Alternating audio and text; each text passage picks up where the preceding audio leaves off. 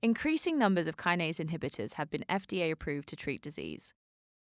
The nodes are the targets of these inhibitors as they have been approved over time. Size is according to the number of approved drugs that target that kinase. Coloring is by kinase family, revealing many tyrosine kinases, in magenta, are targets of these drugs. Currently, 40 kinase inhibitors have been approved primarily for cancer, targeting 70 different kinases. Despite this great progress, many kinases remain untargeted. Here is the human kinome separated and colored by family. Many kinases are involved in disease, including those not targeted by approved drugs.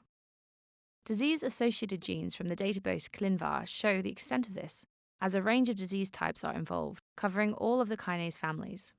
Disease groups are plotted above and linked to the associated kinase. As expected, neoplasms are represented and many tyrosine kinases are involved. However, other families are also present. Many diseases have associated kinases, not just cancers. Endocrine disorders have expected kinases such as the insulin receptor, but also other kinases with less clear mechanisms in the disease. Developmental abnormalities emphasize the involvement of all kinase families in disease. Similar patterns emerge when plotting mouse phenotypes associated with genetic kinase perturbations from the International Mouse Phenotyping Consortium. Kinases from all families are required for health, as kinase alterations affect virtually all organ systems. Well-known kinases such as AKT are associated with growth phenotypes.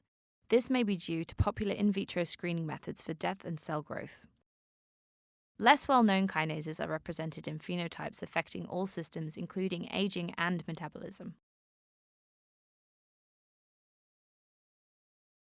With kinases still separated by family forming the columns, the nodes are now ordered, colored, and scaled by the number of reported substrates. Large yellow nodes have the most substrates. Plotting diseases again, it is evident that many kinases are disease-associated, but have only very few reported substrates. This is also the case for phenotypes.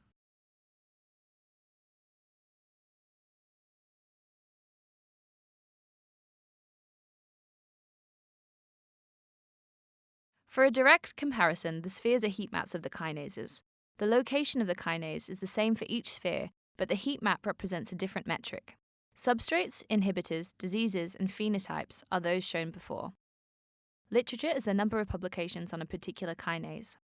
Kinases with more reported substrates also tend to have more publications. However, the number of substrates does not follow the number of associated diseases or phenotypes of a kinase.